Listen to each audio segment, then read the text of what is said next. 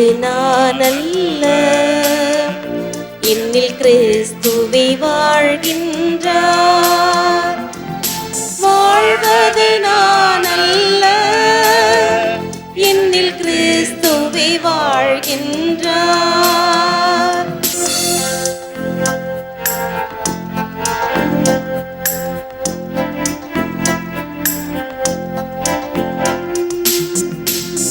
கிறிஸ்து நம்மில் வளரவே, நாமே தேர்ந்து மறையவே. கிறிஸ்து நம்மில் வளரவே, நாமும் தேர்ந்து மறையவே. கிறிஸ்து நம்மில் வாழவே,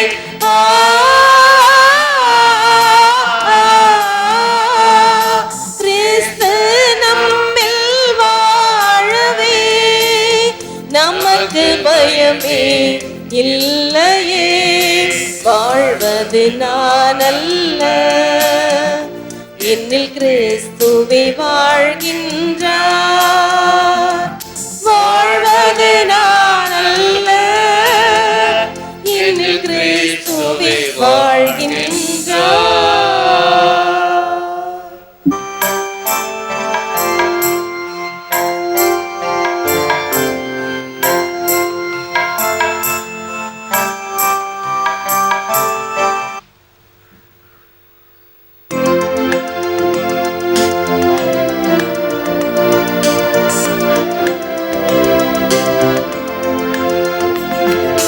அல்லேலூயா, அல்லேலூயா, அல்லேலூயா, அல்லேலூயா, அல்லேலூயா, அல்லேலூயா, அல்லேலூயா, அல்லேலூயா. கிறிஸ்துவை பற்றிய நற்செய்தி உங்களுக்குள் நிறைவாக குடிகொள்வதாக. அவர் வழியாய் தந்தையாம் கடவுளுக்கு நன்றி செலுத்துங்கள். அல்லேலூயா, அல்லேலூயா, அல்லேலூயா, அல்லேலூயா, அல்லேலூயா. ஆண்டவர் உங்களோடு இருப்பாராக, உம்மோடும் இருப்பாராக. புனித மார்க் எழுதிய நற்செய்தியிலிருந்து வாசகம். ஆண்டவரே, உமக்கு மகிமை. மகிமை அதிகாரம் 11, திருவசனங்கள் 27 33 வரை. அக்காலத்தில் இயேசுவும் சீடர்களும் மீண்டும் எருசலேமுக்கு வந்தார்கள். இயேசு கோவிலில் நடந்து கொண்டிருந்த போது தலைமை குருக்கள், மறைநூல் அறிஞர்கள், மூப்பர்கள் ஆகியோர் அவரிடம் வந்து, எந்த அதிகாரத்தால் நீர் இவற்றை செய்கிறீர்? இவற்றை செய்ய உமக்கு அதிகாரம் கொடுத்தவர் யார் என்று கேட்டனர். இயேசு அவர்களுக்கு மறுமொழியாக, நானும் உங்களிடம் ஒரு கேள்வி கேட்கிறேன், நீங்கள் மறுமொழி கூறுங்கள். அப்போது எந்த அதிகாரத்தால் இவற்றை செய்கிறேன் என நான் உங்களுக்கு சொல்வேன். திருமுழுக்கு அளிக்கும் அதிகாரம் யோவானுக்கு விண்ணகத்திலிருந்து வந்ததா அல்லது மனிதரிடமிருந்து வந்ததா? எனக்கு பதில் சொல்லுங்கள் என்றார். அவர்கள் விண்ணகத்திலிருந்து வந்தது என்போமானால் பின் ஏன் அவரை நம்பவில்லை என கேட்பார். எனவே மனிதரிடமிருந்து வந்தது என்போமா என்று தங்களிடையே பேசிக் கொண்டிருந்தார்கள். ஆனால் மக்கள் அனைவரும் யோவானை ஓர் இறை வாக்கினராக கருதியதால் அவர்களுக்கு அஞ்சினார்கள். எனவே அவர்கள் இயேசுவிடம், எங்களுக்கு தெரியாது என்று பதில் உரைத்தார்கள். இயேசுவும் அவர்களிடம், எந்த அதிகாரத்தால் இவற்றை செய்கிறேன் என்று நானும் உங்களுக்கு கூற மாட்டேன் என்றார். இது கிறிஸ்து வழங்கும் வாழ்வு தரும் நற்செய்தி. கிறிஸ்துவே, உமக்கு புகழ். What authority have you to act like this? Mark 11:28.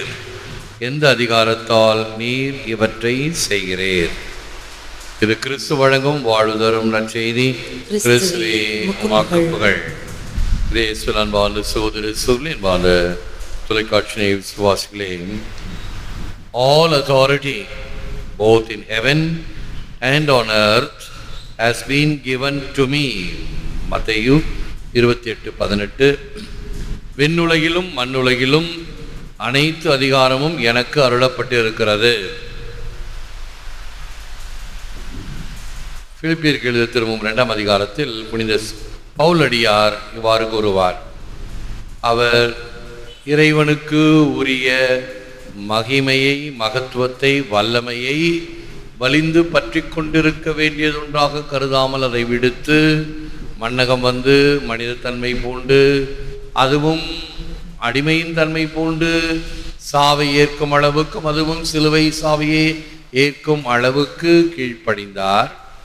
ஆகவே அவரை எல்லா பெயருக்கும் மேலாக உயர்த்தி இயேசு கிறிஸ்து ஆண்டவர் என்று எல்லா நாவும் அறிக்கையிடுமே என்று அருமையாக கவிதை தனத்தோடு இந்த வார்த்தைகளை கூறுவார். இயேசு கிறிஸ்து இறைவனுடைய வார்த்தை, the word of God, ஓங்காரம் என்று சொல்லக்கூடிய இறை தந்தையிடமிருந்து வெளிப்பட்ட இந்த வார்த்தை தான் மனு உருவாகி நம்மிடையே வாழ்ந்து வந்தார். ஆக அவர் தனக்கென்று உரிமையை அவர் பெற்றுக்கொள்ளவில்லை.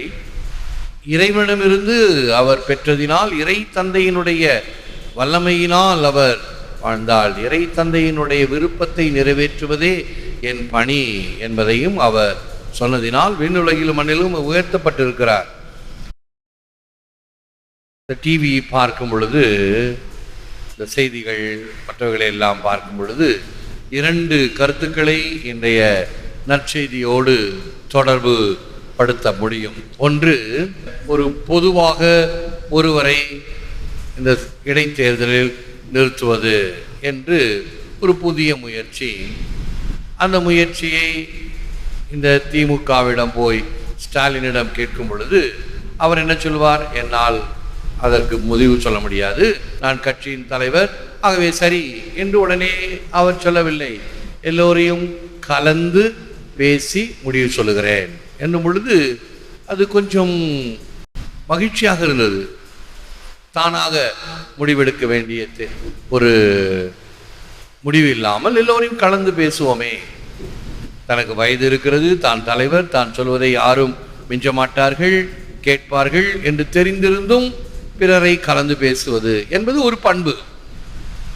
ஆக நம் ஆண்டவர் இயேசு கிறிஸ்து பாருங்கள், தான் இறைமைந்தன், தனக்கு எல்லா அதிகாரமும் இருக்கிறது, இருப்பினும் இறை தந்தைக்கு பணிந்தவராகத்தான் இருந்தார். இன்றைய நற்செய்தியில எந்த அதிகாரத்தால் இப்படி செய்கிறேன், அதான் இதனுடைய இந்த மறையுரையினுடைய தன்மையும். பை வாட் அத்தாரிட்டி, எந்த அதிகாரத்தால் செய்கிறீர் என்று கேட்கும் பொழுது இயேசு இன்னொரு கேள்வியை கேட்பார். ஸ்நாபகரப்பருடைய ஞானஸ்தானம் இப்போ இங்கிருந்து வந்தது? அந்த கேள்வி கேட்டவொன்னு திக்குமுக்காடி போய்விடுவார்கள். தொலைக்காட்சி விளம்பரங்களிலே ஒரு சிறுவனை தந்தை அதட்டுவார். அம்மா சொல்லியிருக்காங்க இல்லையா, சோத்தில் வரையக்கூடாது, சோத்தை வீணாக்கக்கூடாது, மறுபடியும் ஏன் கேட்க மாட்டேங்கிற? அம்மா உடனே எதிர்கேள்வி கேட்பான். ஆமாம், கட்டடம் கட்டும் பொழுது சொன்னாங்க இந்த மாதிரி இதை யூஸ் பண்ணணும்னு சொல்லி, பாத்ரூம் பார்த்தீங்களா, அங்கே மேலே பார்த்தீங்களா ஒரே இடிஞ்சு போயிருக்கிறது, கரை படிஞ்சு இருக்கிறது அப்படின்னு அப்பா அப்படியே திக்குமுக்காடி நிற்பார். தான் கேட்ட கேள்விக்கு மகன் கொடுக்கின்ற பதில் ஒரு கேள்வியாகும். இயேசுவிடம் அப்படி கேள்வி கேட்கப்பட்டது, எந்த அதிகாரத்தால்? ஆக இயேசு சொல்வது இறை தந்தை கொடுத்த அதிகாரம். Just as the living Father set me, so I live by the Father. யோவான் 6:57. வாழும் தந்தை என்னை அனுப்பினார், நானும் அவரால் வாழ்கிறேன். அதிகாரம் பணி செய்வதற்கு நமக்கு அதிகாரம் கொடுக்கப்பட்டிருக்கிறது என்றால், அல்லது நமக்கு ஒரு பொறுப்பு கொடுக்கப்பட்டிருக்கிறது என்றால், அந்த பொறுப்பை வைத்து பிறருக்கு உதவுவது, பணி செய்வது, அல்லது அந்த கடமையை செய்வது, அந்த செயலை செம்மையாக செய்வது, ஏனோ தானோ என்று அல்ல. கடமைக்குன்னு சொல்லுவாங்க, நம்ம சுமத்தப்பட்ட கடமை சரி ஏதோ ஒன்று என்று அல்ல, மிக மிக திறமையாக செம்மையாக, அது சிறு காரியமாக இருந்தாலும் சரி. The weaker a man is, the more he will insist on his authority and privileges. எவ்வளவுக்கு அதிகமாக அவன் பலவீனமாக இருக்கின்றானோ, பலவீனமான மனிதனே அதிகாரத்தையும் உரிமைகளையும் அதிகமாக வலியுறுத்துவான். நான் யார் தெரியுமா அப்படின்னு கேள்வி கேட்டானே, அவனுக்கு தெரிந்து கொள்ள வேண்டும், அவனை புரிந்து கொள்ளவில்லை, ஆகவே அவன் அதை வலியுறுத்துகிறான் என்று அர்த்தமாகும்.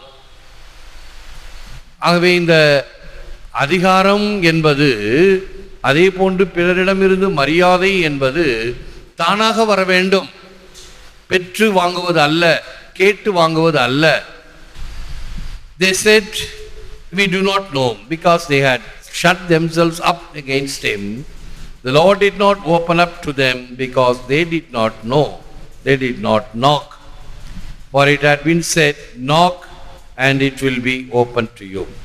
Saint Augustine, எங்களுக்கு தெரியாது என்று அவர்கள் சொன்னார்கள், ஏனெனில் அவருக்கு எதிராக அவர்கள் தங்களையே கங்கணம் கட்டிக்கொண்டு தங்களை மூடிக்கொண்டார்கள். இறைவன் அவர்களுக்காக திறக்கவில்லை, ஏனெனில் அவர்கள் தட்டவில்லை. தட்டுங்கள் உங்களுக்கு திறக்கப்படும் என ஏற்கனவே கூறப்பட்டிருக்கிறது. பல சமயங்களில் வழிகள் தட்டினால் திறக்கப்படக்கூடிய வகையில் அமைந்திருக்கும். ஒரு பூட்டுக்கு சாவி ஒன்று செய்ய வேண்டும் என்று ஒரு அரசன் கட்டளையிட்டான். எல்லாம் பூட்டை பார்த்து எப்படிப்பட்ட பூட்டு, என்ன பூட்டுன்னு பார்த்து எல்லாம் முயற்சி செய்தார்கள். ஒரே ஒருவர் மட்டும் போய் அந்த பூட்டு பூட்டி இருக்கிறதா திறந்துருக்குதான்னு போட்டு இழுத்து பார்த்தா பூட்டு திறந்து தான் இருக்குது, சாவியே தேவையில்லை.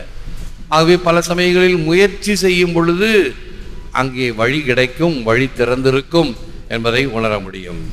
Faith is equal to prayer, prayer is equal to faith என்பதும் அகஸ்தினாருடைய தத்துவம். நம்பிக்கை பிரார்த்தனையை ஏறெடுக்கிறது, பிரார்த்தனை நம்பிக்கையை மேலும் வலுப்படுத்துகிறது. Saint Augustine's வார்த்தைகள் மேலும், Lord, you called, you shouted and you broke through my deafness, you flashed, you shone and you dispelled my blindness.